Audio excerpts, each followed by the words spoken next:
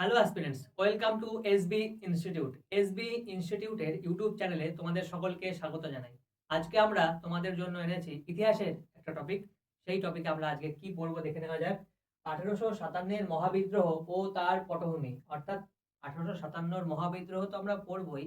তার আগে আমরা দেখে নেব যে 1857-র আগে কি এমন ঘটনা ঘটেছিল যার কারণে 1857-র মহাবিদ্রোহ হয়। আর 1857-র আগেও কিছু কৃষক বিদ্রোহ ও উপজাতি বিদ্রোহ সংঘটিত হয়েছিল। সেই বিদ্রোহগুলো কেন সংঘটিত হয়েছিল? ইংরেজরা কি এমন পরিবর্তন এনেছিল যার কারণে সাধারণ মানুষ ক্ষিপ্ত হয়ে এই আন্দোলন বা বিদ্রোহগুলো করেছিল? সেগুলো আমরা আজকে পড়ব। আর আমাদের এই ভিডিওটি আসবে দুটো পার্টে, অর্থাৎ আজকে প্রথম পার্ট হবে, কিছুদিন পরে আবার দ্বিতীয় পার্ট আসবে। অর্থাৎ এই দুটো পার্টেই কিন্তু আজকের আমাদের এই টোটাল ভিডিওটা কমপ্লিট হবে। তো প্রথমে আমরা দেখে নেব যে দেওয়ানি লাভ ও ভূমি সংস্কার ব্যবস্থা। আচ্ছা, দেওয়ানি লাভ করে কত সালে? কেউ বলতে পারবে? আচ্ছা, দেওয়ানি লাভ করে 1765-তে এলাহাবাদ চুক্তির মাধ্যমে দেওয়ানি লাভ করে ব্রিটিশ ইস্ট ইন্ডিয়া কোম্পানি। আচ্ছা, দেওয়ানি লাভ করার আগে দুটো ইম্পর্টেন্ট যুদ্ধ হয়, তার বিষয়ে বলে নিই। একটা হয় 1757-তে পলাশির যুদ্ধ, তারপরে হয় 1764-তে বক্সারের যুদ্ধ। এই বক্সারের যুদ্ধের পরেই 1765-তে মুঘল সম্রাট দ্বিতীয় শাহ আলমের সাথে ইংরেজ ইস্ট ইন্ডিয়া কোম্পানির একটা চুক্তি হয়, তার নাম হচ্ছে এলাহাবাদের চুক্তি।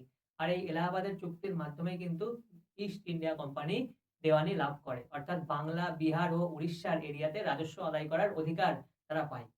এর ফলে কি কি পরিবর্তন হয় সেটা আমরা দেখব। আচ্ছা, এই যে কোম্পানি দেওয়ানি লাভ করলো, কোম্পানি দেওয়ানি লাভ করার পরে ওরা বাংলা, বিহার আর উড়িষ্যার এরিয়াতে রাজস্ব আদায় করা শুরু করলো। এবার ওরা যখন রাজস্ব আদায় করা শুরু করলো, নিশ্চয়ই ওদের মেন্টালিটি এমন ছিল না যে এটা আমাদের নিজেদের দেশ, সাধারণ মানুষের কথা ভেবে, কৃষকদের কথা ভেবে রাজস্ব নির্ধারণ করতে হবে বা রাজস্ব আদায় করতে হবে। ওরা যত পরিমাণে রাজস্ব আদায় করা যায় সম্ভব, ততটা পরিমাণে রাজস্ব আদায় করা শুরু করেছিল। তার কারণও ছিল ওই ওই দুটো যুদ্ধ। কারণ ওই দুটো যুদ্ধতে যা খরচ হয়েছিল, ইংরেজরা চেয়েছিল যে ওই খরচটা যাতে এই রাজস্ব আদায়ের মাধ্যমে তুলে আনা যায়। এর ফলে ওরা বেশি, বেশি পরিমাণে রাজস্ব আদায় করা শুরু করে। এর ফলে কি কি ঘটনা ঘটে সেগুলো আমরা দেখব। আর এই রাজস্ব আদায়ের সাথেই সম্পর্কিত ৩ টা ৩ এই রাজস্ব আদায়ের সঙ্গেই সম্পর্কিত ৩ টে ভূমি সংস্কার ব্যবস্থা ইংরেজরা নিয়ে আসে। সেই সম্বন্ধেও আমরা পড়ব। সবার আগে পড়বো চিরস্থায়ী বন্দোবস্ত। চিরস্থায়ী বন্দোবস্ত প্রথমত আমরা দেখে নেব যে কত সালে আনা হয়। সালটা হচ্ছে 1793। কে নিয়ে আসে? কর্নওয়ালিস। কর্নওয়ালিস। আচ্ছা, কর্নওয়ালিস 1793 এ চিরস্থায়ী বন্দোবস্ত প্রবর্তন করেন। কোথায়, কোন এরিয়াতে? এরিয়াটা হচ্ছে এই বঙ্গ এরিয়াতে, বাংলা, বিহার, উড়িষ্যার এরিয়াতে চিরস্থায়ী বন্দোবস্ত প্রবর্তন করা হয়। আচ্ছা, আর এই চিরস্থায়ী বন্দোবস্তকেই কিন্তু জমিদারি ব্যবস্থাও বলা হয়। তার কারণ এই চিরস্থায়ী বন্দোবস্ততে মিডলম্যান হিসেবে জমিদারদের নিযুক্ত করা হয়েছিল, যে জমিদাররা ইংরেজদের হয়ে রাজস্ব আদায় করবে এবং সেই রাজস্ব ইংরেজদেরকে তারা জমা করবে। তার জন্য একটা আইন তৈরি করা হয়েছিল, তার নাম হচ্ছে সূর্যাস্ত আইন। একটা নির্দিষ্ট ডেট দিয়ে দেওয়া হতো, সেই ডেটে সূর্য অস্ত যাওয়ার আগে জমিদারকে প্রত্যেকটা জমিদারকে নির্দিষ্ট পরিমাণ অর্থ বা রাজস্ব আদায় করে জমা দিতে হতো ইংরেজদের কাছে। আচ্ছা, এবার কি করে মনে রাখবে যে 1793 খ্রিস্টাব্দে কর্নওয়ালিস চিরস্থায়ী বন্দোবস্ত প্রবর্তন করেন? এইভাবে মনে রাখবো আমরা। কর্ন অর্থাৎ ভুট্টা বা যে কোনো ফসলকেও কর্ন বলা হয়। তো আমাদের এই বাংলা, বিহার, উড়িষ্যাতে খুব বেশি পরিমাণে ফসল উৎপাদিত হতো। তো সেই কারণে কর্নওয়ালিস 1793 এ চিরস্থায়ী বন্দোবস্ত নিয়ে আসে। এইভাবে আমরা কর্নওয়ালিসের নামটা চিরস্থায়ী বন্দোবস্তের সাথে আমরা লিঙ্ক করে নিতে পারি। এরপরে দেখবো রায়তওয়ারি ব্যবস্থা, রায়তওয়ারি সিস্টেম। আচ্ছা, রায়তওয়ারি সিস্টেম, এই রায়ত শব্দের অর্থই হলো কৃষক। এই রায়ত শব্দের অর্থই হলো কৃষক। আচ্ছা, এখানে এই রায়তওয়ারি ব্যবস্থায় ডাইরেক্ট কৃষকদের কাছ থেকে রাজস্ব আদায়ের ব্যবস্থা প্রচলন করা হয়, যেখানে জমিদারি ব্যবস্থায় বা চিরস্থায়ী বন্দোবস্তে জমিদারদের মাধ্যমে রাজস্ব আদায় করে নেওয়া হতো, মিডলম্যান হিসাবে জমিদারদের মাঝখানে রাখা হয়েছিল। কিন্তু এই রায়তওয়ারি ব্যবস্থায় কিন্তু মাঝখানে কোনো মিডলম্যান হিসাবে কোনো জমিদারকে রাখা হয়েছিল না, ডাইরেক্ট কৃষকদের কাছ থেকে রাজস্ব আদায় করা হতো। এই ব্যবস্থা কত সালে প্রবর্তন করা হয়? 1820। এই ব্যবস্থার সাথে কারা যুক্ত? দুজন ব্যক্তি যুক্ত, একটা হচ্ছে মুনরো আর একটা হচ্ছে রিড।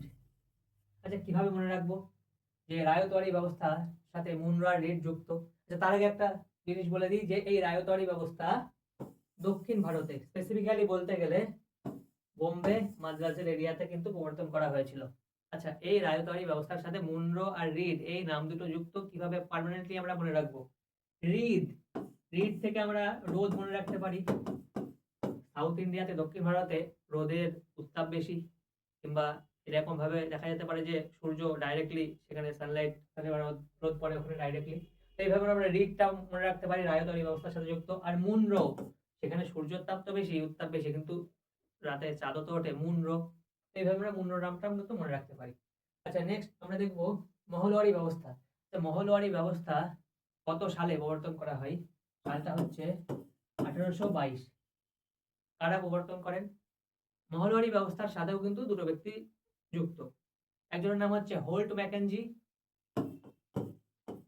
হোল্ট ম্যাকেনজি, একটা হচ্ছে বেন্টিং, বেন্টিং। আচ্ছা, এই মহলওয়ারি ব্যবস্থার সাথে হোল্ট ম্যাকেনজি আর বেন্টিং যুক্ত কিভাবে মনে রাখবো? এইরকম ভাবে বিষয়টা এরকম ভাবে ইমাজিন করে নাও যে হোল্ট ম্যাকেনজি উইলিয়াম বেন্টিংকে, বেন্টিং বসার আগে বলছে hold, hold on, hold on. তো এইভাবে আমরা মনে রাখতে পারি যে হোল্ট ম্যাকেনজি আর উইলিয়াম বেন্টিং, মানে বসে যাওয়ার সাথে বেন্টিংটা আমরা রিলেট করে নেবো। তো এইভাবে মনে রাখবো 1822 খ্রিস্টাব্দে হোল্ট ম্যাকেনজি ও উইলিয়াম বেন্টিং রায়তওয়ারি ব্যবস্থা প্রবর্তন করে। কোথায়?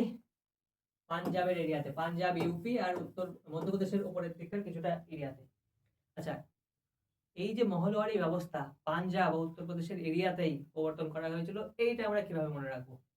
এরকম ভাবে মনে রাখবে, তোমরা পাঞ্জাবি গান শুনেছো, পাঞ্জাবি গানে খেয়াল করে দেখবে ওদের গানে আলাদা একটা রুতবা থাকে, একটা মহল থাকে আলাদা। ওরা সবসময় একটু বন্দুক টন্দুক এইসব জিনিস দেখাতে পছন্দ করে। তো এইভাবে ওরা একটা আলাদা মহলে থাকে। এইভাবে আমরা মনে রাখতে পারি যে মহলওয়ারি ব্যবস্থা কিন্তু পাঞ্জাব ও উত্তরপ্রদেশের পূর্ব দিক, পশ্চিম দিকটাই আর মধ্যপ্রদেশের উপরের দিকটাই প্রবর্তন করা হয়েছিল। আচ্ছা, এরপরে আমরা দেখব যে এই যে ভূমি সংস্কার ব্যবস্থা, এই তিনটে পরপর ভূমি সংস্কার ব্যবস্থা আনা হলো, তার ফলে কি কি পরিবর্তন আসলো বা কি কি বিদ্রোহ ঘটলো, সাধারণ মানুষ কেমন ভাবে রিয়াক্ট করলো, সেগুলো আমরা দেখে নেবো। সবার প্রথমে দেখবো সন্ন্যাসী ও ফকির বিদ্রোহ। আচ্ছা, ওই যে সেই একটু আগে বললাম 1765-তে দেওয়ানি রাইটস লাভ করলো ইংরেজরা, তারপরে ওরা বাংলা, বিহার আর উড়িষ্যার ওই এরিয়াতে রাজস্ব আদায় করা শুরু করলো। তো সেই সময় মানে ওরা এত পরিমাণে রাজস্ব আদায় করেছিল যে সেই সময় 1770-এ 76-এর মন্বন্তর দেখা দেয়, খাদ্য সংকট দেখা দেয়। আচ্ছা, 1770-এ 76-এর মন্বন্তর দেখা দেয়, কিন্তু 76-এর মন্বন্তর কেন বলে? তার কারণ আমাদের বাংলা ক্যালেন্ডার অনুযায়ী সালটা পড়েছিল 1176 বঙ্গাব্দ, এই কারণে 76-এর মন্বন্তর বলা হয়। আচ্ছা, মন্বন্তর তো হয়, এটা একটা আলাদা টপিক গেল, কিন্তু ওই 1765 দেওয়ানি লাভ, তারপরে ইংরেজদের রাজস্ব আদায়, তার সাথে এই ফকির বা সন্ন্যাসী বিদ্রোহ কিভাবে রিলেটেড? এইভাবে রিলেটেড, ওরা যখন রাজস্ব চাপানো শুরু করেছিল তখন এই ফকির ও সন্ন্যাসীদের উপরেও রাজস্ব চাপিয়ে দিয়েছিল। এনারা ছিলেন ভবঘুরে মানুষ, এনাদের নিজস্ব কোনো বাসস্থান ছিল না। সাধারণত যে আচার অনুষ্ঠানগুলো পালন করা হয়, সেই আচার অনুষ্ঠানে এরা সমবেত হতেন এবং গান বাজনা, ওখানেই থাকতেন, ওখানেই খাওয়া দাওয়া করতেন। এখনো আমরা দেখতে পাই নানান জায়গায় ফকির, বাউল এরা সবাই সমবেত হয়। তো এদের কোনো নিজস্ব বাসস্থান ছিল না, না এদের ব্যাংক ছিল টাকা জমানোর। তো এদের উপরেও ট্যাক্স চাপানো হয়েছিল। তো এদের রাগের কারণ ছিল এইটাই। তো এদের হয়ে নেতৃত্ব দিয়েছিলেন কে? তার নাম হচ্ছে ফকির মজনু শাহ। ফকির মজনু শাহ। যে ফকির মজনু শাহ তো নেতৃত্ব দিয়েছিলেন, কিন্তু বিদ্রোহটা কত সালে সংঘটিত হয়েছিল? আসলে এই বিদ্রোহের কোনো এক্সাক্ট কোনো সাল নেই, তবে 1764 থেকে ধরা হয় 1800 খ্রিস্টাব্দ পর্যন্ত এই বিদ্রোহ চলেছিল, মানে মাঝে মাঝে এরা বিদ্রোহ করত। আচ্ছা, এই যে নেতৃত্ব দান করেছিলেন ফকির মজনু শাহ, এনাদের পাশাপাশি আরো দুটো গুরুত্বপূর্ণ নাম যুক্ত, তারাও নেতৃত্ব দিয়েছিলেন। একজন হচ্ছে ভবানী পাঠক, ভবানী পাঠক, একজন হচ্ছে দেবী চৌধুরী রানী।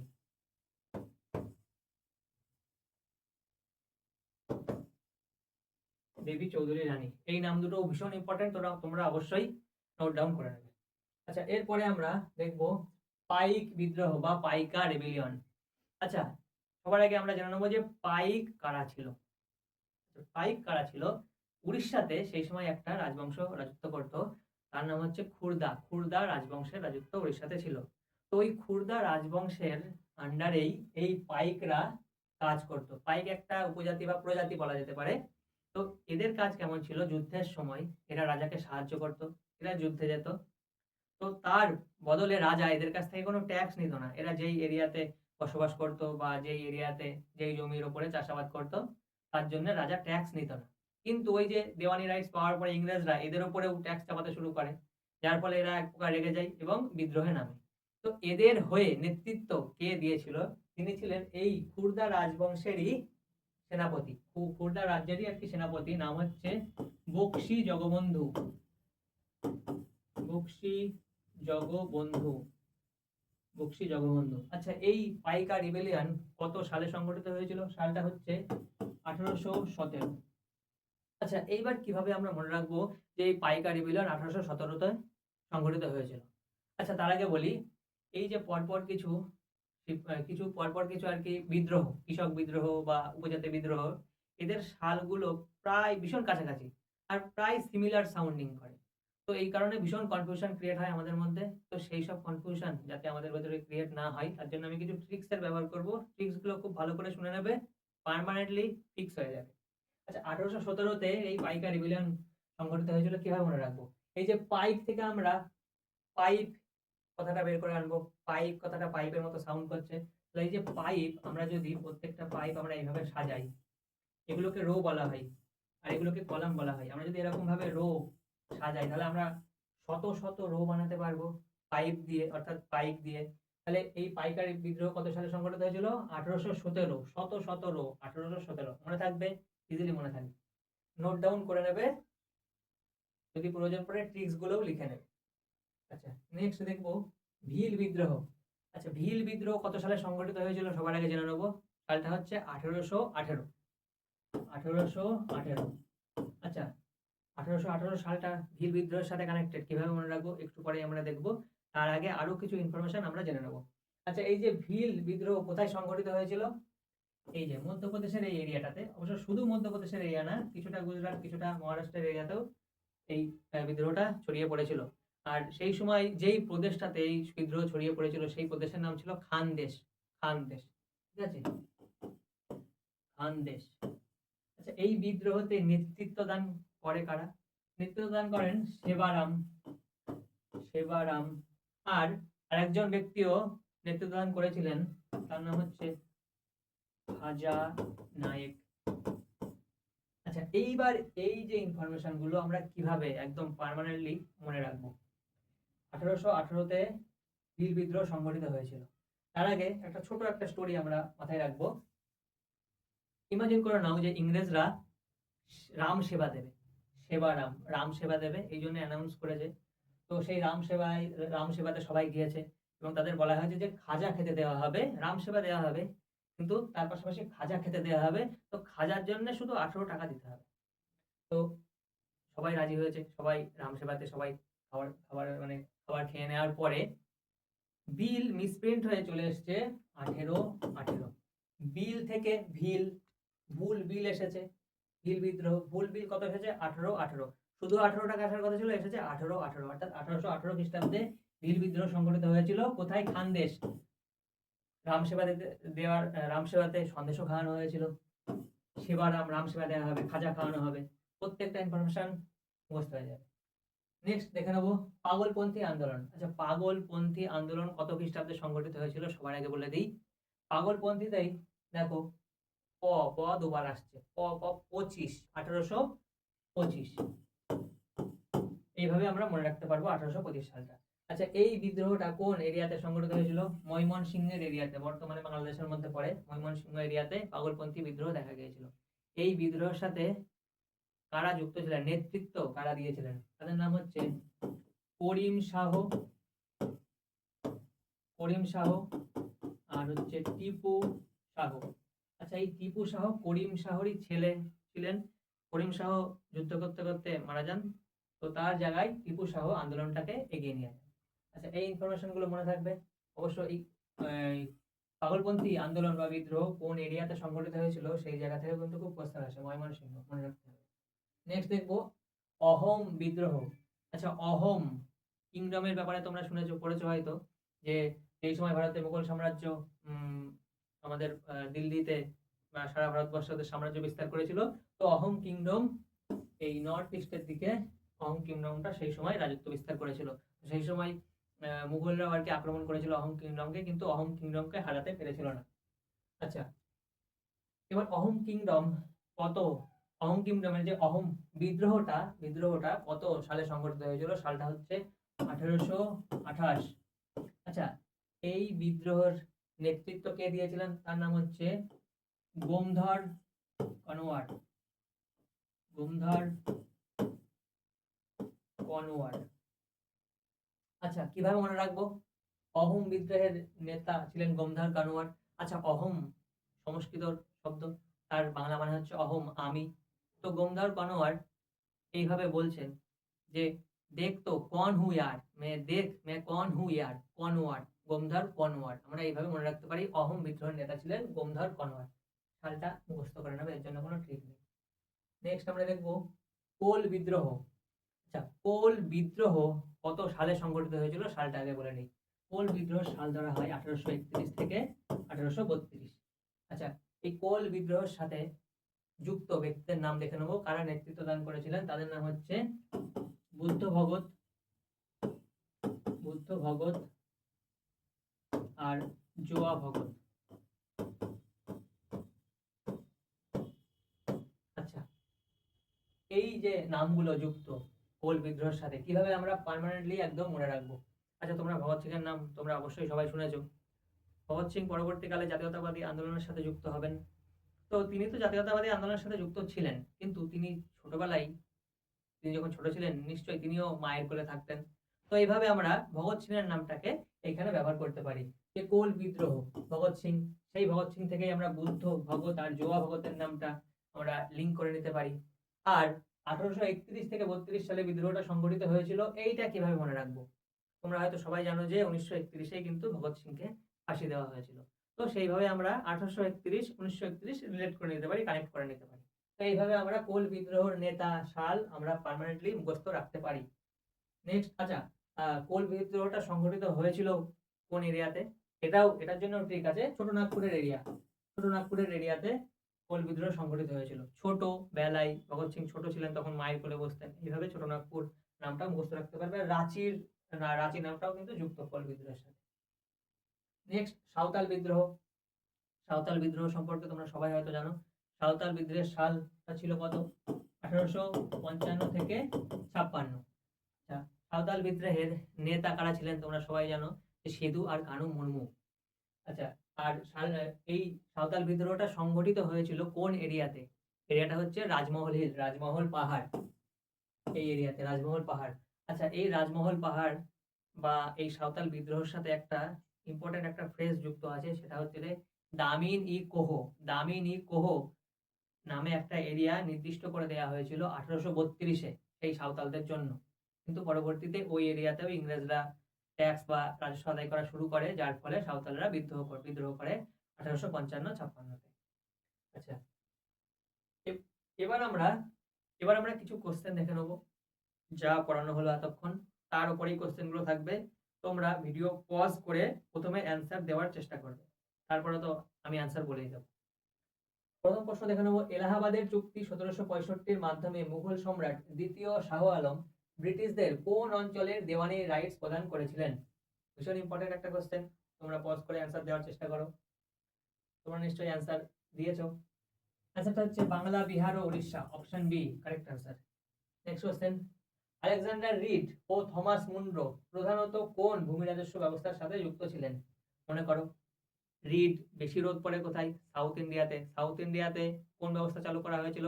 রায়তওয়ারি ব্যবস্থা চালু করা হয়েছিল। Option C correct answer. Next question, উত্তর পশ্চিম ভারতে মহলওয়ারি ব্যবস্থা প্রবর্তনের মূল পরিকল্পনাকারী কে ছিলেন? কোন দুজন ব্যক্তি এই মহলওয়ারি ব্যবস্থার সাথে যুক্ত ছিলেন? হোল্ট ম্যাকেনজি আর বেন্টিং। আচ্ছা, একটা বিষয় বলে দিই যে হোল্ট ম্যাকেনজি কিন্তু এই মহলওয়ারি ব্যবস্থার খসড়া প্রস্তুত করেছিলেন, অর্থাৎ উত্তর হবে C, Holt Mackenzie. Next question, Bankimchandra চট্টোপাধ্যায়ের আনন্দমঠ উপন্যাসটি কোন বিদ্রোহের প্রেক্ষাপটে রচিত? যদিও এই ইনফরমেশনটা ক্লাসে বলা হয়নি, তবু জেনে নাও। ওই যে সন্ন্যাসী ও ফকির বিদ্রোহ ঘটেছিল 1764 থেকে 1800 খ্রিস্টাব্দ পর্যন্ত, ওই সন্ন্যাসী ফকির বিদ্রোহের ওপরই আনন্দমঠ লিখেছিলেন বঙ্কিমচন্দ্র চট্টোপাধ্যায়। অর্থাৎ উত্তর হয়ে যাবে সি, সন্ন্যাসী ও ফকির বিদ্রোহ। ভীষণ ইম্পর্টেন্ট একটা কোশ্চেন, তোমরা এটা নোট ডাউন করে নেবে। নেক্সট, বক্সি জগবন্ধুর নেতৃত্বে 1817 সালে ব্রিটিশদের বিরুদ্ধে কোন বিদ্রোহটি সংগঠিত হয়েছিল? 1817 খ্রিস্টাব্দে কোন বিদ্রোহ সংগঠিত হয়েছিল? 1817, 1717 পাইক দিয়ে বানানো হচ্ছিল, পাইক আর রিবিলিয়ন, পাইক বিদ্রোহ। অপশন সি উত্তর হয়ে যাবে। নেক্সট, ভিল উপজাতিরা ব্রিটিশদের বিরুদ্ধে কত সালে প্রথম বিদ্রোহ শুরু করেছিল? ভিল, ভুল বিল, ভুল বিল এসেছিল কত টাকা? 1818, অর্থাৎ 1818 খ্রিস্টাব্দে। নেক্সট, পাগলপন্থী বিদ্রোহ মূলত ভারতের কোন অঞ্চলে গড়ে উঠেছিল? পাগলপন্থী বিদ্রোহ একটু আগে বললাম কোন এরিয়াতে সংগঠিত হয়েছিল, দেখা গিয়েছিল ময়মনসিংহ এরিয়াতে, কিন্তু এখানে উত্তর পূর্ব বাংলা লেখা আছে, উত্তর পূর্ব বাংলা এটাই সঠিক হবে। 1828 সালে ব্রিটিশদের বিরুদ্ধে আসামে অহোম বিদ্রোহ কার নেতৃত্বে সংগঠিত হয়েছিল? অহোম মানে আমি, দেখ তো Konwar, Konwar, Gomdhar Konwar. Option C. Next, Budhu Bhagat ও জুয়া ভগতের নেতৃত্বে কোল বিদ্রোহ কত সালে সংগঠিত হয়েছিল? মায়ের কোলে বসে থাকতেন কি ভগৎ সিং। ভগৎ সিং এর ফাঁসি হয় কত সালে? 1931। আমরা তার সাথে রিলেট করে নিয়েছিলাম 1831-32। Option C right answer. Next, British আমলে দামিনী কোহ কোন উপজাতির জন্য নির্দিষ্ট করা অঞ্চল ছিল? দামিনী কোহ, রাজমহল পাহাড় এরিয়া, সাঁওতাল বিদ্রোহ। Santhal, option C right answer. Next, আচ্ছা, আজকের ক্লাস এই পর্যন্তই। আশা করি তোমাদের 90% ফ্যাক্ট এই ক্লাসেই মুখস্থ হয়ে গিয়েছে। এই রকমই আরো ক্লাস পেতে অবশ্যই আমাদের চ্যানেলটিকে তোমরা সাবস্ক্রাইব করবে এবং নেক্সট ক্লাসের জন্য অপেক্ষা করবে। আমাদের চ্যানেলে বারবার ভিজিট করবে এবং এই ইতিহাস ছাড়াও আরো অন্যান্য ক্লাস আমাদের চ্যানেলে আপলোড করা হচ্ছে, সেগুলোও দেখবে।